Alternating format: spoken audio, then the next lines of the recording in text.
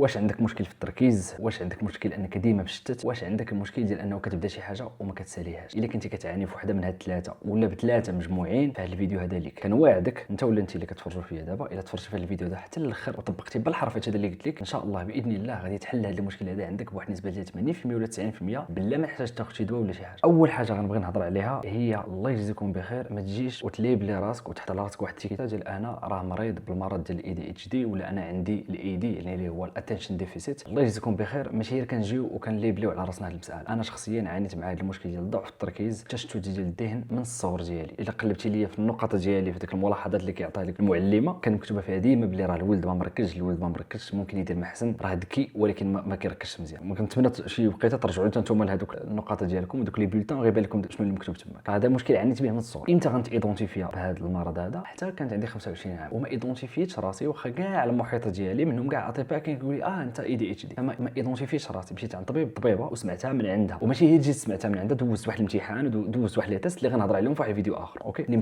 مختص بالاي دي اتش دي. الله يجزيكم بخير، ما تليبليش راسك. علاش؟ شنو هو الخطر في هذه المساله؟ الا ليبليتي راسك وقلتي بلي انا اي دي اتش دي وانت ماشي اي دي اتش دي، انك غادي تبقى ديما تحس براسك فيكتيم. الدواء ما كاينش في المغرب وما غتلقاش اللي غادي يدير لك داك لي تيست على حقه وطريقه، وغتمشي في واحد الطريق اللي تقدر انت ما عندكش الاي دي اتش دي. انت بكل بساطه عندك تشتت ديال التركيز، وهو ماشي مرض، هو مشكله تقدر تعالج. ولا عندك ضعف في الذاكره، ولا عندك الانكزايتي، يعني عندك واحد ستريس في حياتك، هادشي اللي كيخليك مشتت. ولا عندك واحد الامور اخرى غنهضر عليهم اليوم، ولا كونترولتي هاد الامور اللي غنهضر عليهم ما يبقاش عندك هاد المشكل. غنهضر لكم على 5 ديال الامور. كنواعدكم باللي الفيديو ديال الاي دي اتش دي والتريتمون اللي دزت منه انا ايتترا راه غنبارطاجي معكم 5 ديال الامور اللي غنهضر عليهم اليوم. اول حاجه كنقولها وكنعاودها، الا طبقتي هاد الامور وكونتروليتيهم عافاكم، كومونتيو لي في الفيديو في التحت وقول لي كيفاش كانت الاكسبيريونس ديالك. وهذا الشيء غادي تحس به ابتداء من النهار الاول ولا النهار الثاني ولا النهار الثالث، يعني شي حاجه اللي انت قادر تكونتروليها دابا قبل ما تمشي عند طبيبه، قبل ما دير داكشي كامل. واخا انا كنشجع على داكشي انك تمشي بديك الطريق، ولكن يقدر قبل ما تمشي لديك الطريق حاول تكونترولي هاد الامور هادو، ما صدقوش عاد باش تشوف الميديكال هاب. وفي الاخر الميديكال هاب غيرجعك لواحد هاد الشيء اللي كنهضر عليه انا حتى هادشي اللي وقع لي. فهاد 5 الحوايج هما كالتالي. اول حاجه اللي غادي ننصح بها هو قد النعاس ديالك. النعاس ديالك خاصك تهتم به وخاصك تاخذه بواحد الطريقه سيريوز، بحال الدواء، بحال شي دواء ديال شي مرض عندك. اللي ما خديتيش داك الدواء غادي تموت. دابا كندرج معكم لو ماكسيموم بوسيبل وبغيت نكون واضح في هاد النقطه. النعاس ماشي فقط العدد ديال الساعات، حتى ملي كنهضروا على كونسيستنسي، الانتظام ديال الناس، بمعنى كل نهار كتنعس مع 10 ولا 11 الليل، خاصك تفيق مع 6 ولا 7 الصباح. مثلا درتي 11 الليل ولا 12 الليل، غتفيق مع 6 ولا 7 الصباح. من الافضل كيقولوا 7 سوايع حتى 8 سوايع. انا هذا جربته وداك الشيء ديما كتلقاوني لابس هاد الديفايس هادي. هاد المساله هادي فريمون عاونتني بزاف. النعاس نون نيغوشيبل، كنيغوسيو فيه. النعاس اهم حاجه. علاش؟ حيت لما نعسيش مزيان دماغك ما كيرتاحش، ولا دماغك ما كيرتاح الغد ليه كتفيق وكتحس بالعيا، كتكون ستريس غالبا غتحس به اكثر، كتكون انكزايتي غالبا غتحس بها اكثر. علاش؟ حيت انت سليب ديبرايفد، ولا كتكون واخا نعستي يعني نعستي واحد الساعات اللي قلال اللي هما ما كافيينش باش يريبيريو لك داكشي اللي عندك في الدماغ. وديك الهضره ديال حتى القبر وغادي الناس هضره خاويه، عافاكم ما تبقاوش تسمعوا لها. الناس مساله كريتيك ما فيهاش الرحمه، وضروري ومؤكد خصك تلقى شي حل باش تنعس مزيان. وانا غنقول لك شنو هو الحل.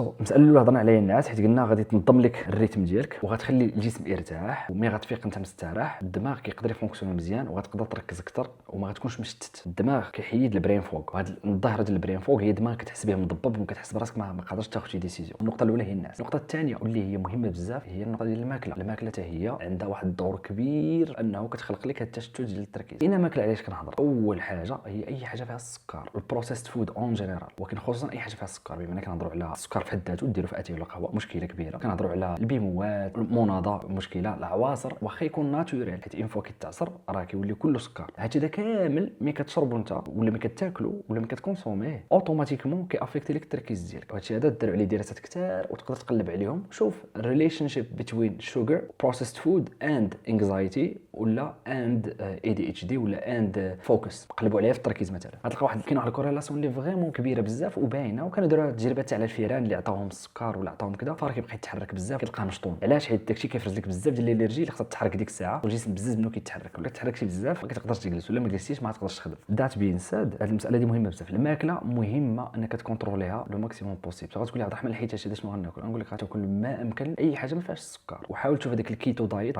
بزاف ديال الناس هضروا عليها وانا جربتها وخدمت ليا. كنقول واحد شنو غيخدم ليه. انا ماشي نوتريسيونيست وما نعطيكش نصيحه في النوتريسيون، انا كنقول لك ها شنو العلم كيقول وها شنو جربت على راسي، وانت كيبقى لك انت شنو خصك تجرب. هضرنا على السكر، هضرنا على البيموات، ايفن الخبز اللي كثرتي منه، هادشي هذا كامل اي حاجه فيها السكر وغتعطيك ديك السكريات السريعه هرب منهم. والقهوه وهذا المشكل هذا انا ما اكتشفتو حتى هذا السنوات. دابا انا تقريبا شهرين ونص حتى 3 شهور دابا باش ما نشربش القهوه، وكنحس بواحد الاختلاف كبير في حياتي. بما انه انا القهوه ما كنتش عمري ما كنت كنشربها يعني قهوه كحله، ديما كنشرب القهوه بالحليب لاتي اتسيتيرا. القهوه ايفيتي حتى هي كتفرق على الانكزايتي وكتفرج على التشتت ديال التركيز ديالك. من بعد ديك الطلعه الزوينه اللي كتعجبك ملي كتنزل كتقفرها عليك. القهوه ايفيتي، وهذه حتى نصيحه كنعطيها. فدابا هضرنا على السليب وهضرنا على الماكله. الحاجه الثالثه واللي هي غتعاونك بزاف في النعاس وغتعاونك في الماكله هي السبور. هذه حتى هي واحد الهاك اللي نفعني بزاف ما تخيلوش. واجين حتى هذه عاونات الويب ديفايس اللي نهضر عليها في فيديو اخر، ولا الا كانت عندك ابل واتش ولا عندك شي شاومي باند ولا اي حاجه عندك اللي تقدر تراكي بها لي كالوري وشنو كتاكل اتسيتيرا، راه فريمون كتعاون بزاف. الرياضه شنو كدير؟ نشرح لك بحال هكا. شحال ما الجسم ديالك ما تحركش، شحال ما الدماغ غير اوفر ثينك، شحال ما الجسم ديالك عطيتيه لاصه بمعنى ترينا وعرقتي، شحال ما دماغك كتحس به مرتاح. هذه القضيه تكون جربتيها غير ما حسيتيش بها. فين ما كتريني وكدوش كتحس براسك بواحد الراحه زوينه بزاف، سواء كتريني الحديد، سواء كدير شي ماراطون، سواء كتجري، كدير شويه الفوتين، اي حاجه كينفع فريمون بزاف وكيدير واحد الفرق كبير. السبور عاوني بزاف نكالمي دماغي، ولا النهار اللي ما كنديرش فيه السبور كنحس بشي حاجه ناقصاني. وعلاش قلت لكم غيعاونكم في الماكله؟ حيت ما غدا تريني ما غتبقاش ترضى انك تاكل واحد الماكله اللي مشيت ليه. كتريني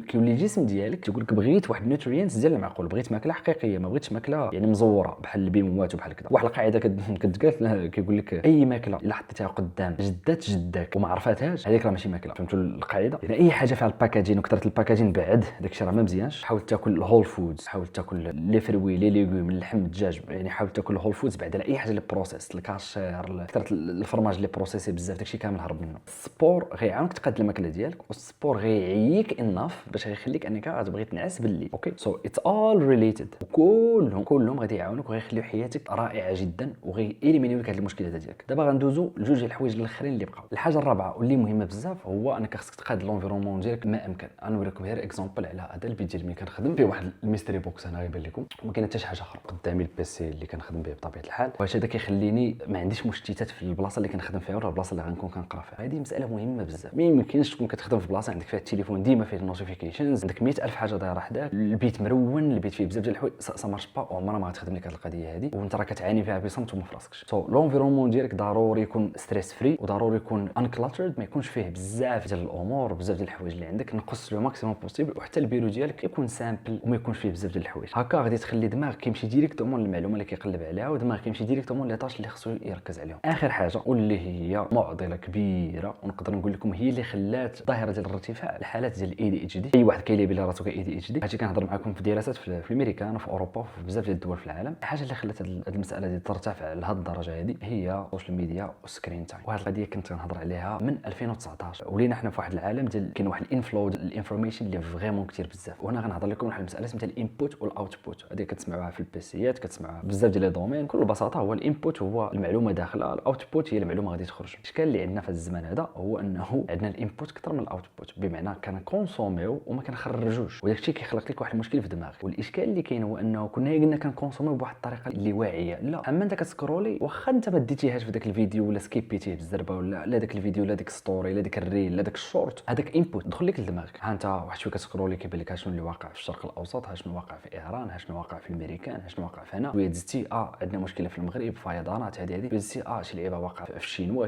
شي لعيبه واقعه في افريقيا، من بعد ماتش ديال الكره هذه، شي سيري انت متبعها طلع عندك فيديو ديالها، بزاف ديال الانبوت. والمشكله انه ما مرتبطش، وكيف ما قلت ماشي انبوت اللي خديتيه بوعي. شنو كنعني خديتيه بوعي؟ بمعنى انت ريحتي وقلتي اليوم غنتفرج في هذه الفورماسيون هذه، ولا اليوم غنتفرج في هذا الدوكيومونتير وغنحللو، اليوم غنقرا هذا الكتاب. هذا انبوت اللي واعي، يعني دماغك باغي هو ياخذ داك الكونتوني وكيتقبض داك الشيء وكيتخزن بواحد الطريقه لا صحيحه. هكا لا، كيتخزن بواحد الطريقه اللي مبعثره، وهذا الشيء هذا كامل كيخلق لك واحد الانكزايتي بلا ما نقول لا راه واقعه واحد الحرب في هذه الجهه ولا هنا ولا هنا. هذا الشيء في حد ذاته راه كيدير لك واحد الهلع وواحد الخوف من المجهول. فالنصيحه ديالتي لك هو انه خاصك تلقى حل لهذه المساله ديال السوشيال ميديا. وانا شخصيا كنت بارطاجي بزاف ديال الحلول، حتى هذا نقدر ندير عليه فيديو ديال الراسه، وهذا الشيء كامل خدم ليا وخدم ليا مزيان. وكنتمنى شي واحد يطبق هادشي اللي كنقولوا بالحرف. انت ولا انت كتفرج فيا طبقتيه غادي تبان لك واحد الفرق اللي فريمون كبير بزاف. باش ندير لكم واحد الريكاب، النعاس خصو يتقاد، النعاس خصك تشوفو كواحد المساله اساسيه ما يمكنلكش توبتيميزي فيه، ما تنيغوسيش في النعاس ديالك. النعاس 7 سوايع 8 سوايع في النهار، وتنعس في نفس الوقت وتفيق في نفس الوقت، لو ماكسيموم بوسيبل. ثاني حاجه هضرنا عليها هي المساله ديال